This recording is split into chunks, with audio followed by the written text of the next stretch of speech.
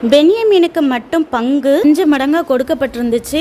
அப்புறம் எல்லாருமே யோசேப்பு கூட திராட்சரசம் எல்லாம் குடிச்சு ரொம்ப சந்தோஷமாக இருந்தாங்க. யோசேப்பு வந்து அசிஸ்டண்ட்டை கூப்பிட்டு சொல்கிறாரு, நீங்கள் அவங்க கொண்டு வந்த சாக்கு நிறைய தானியத்தை போட்டு அந்த தானியத்துக்கு நடுவுலையே அவங்க கொடுத்த பணத்தையும் உலக்க வச்சுருங்க அப்படின்னு சொல்லிட்டு சொல்கிறாரு.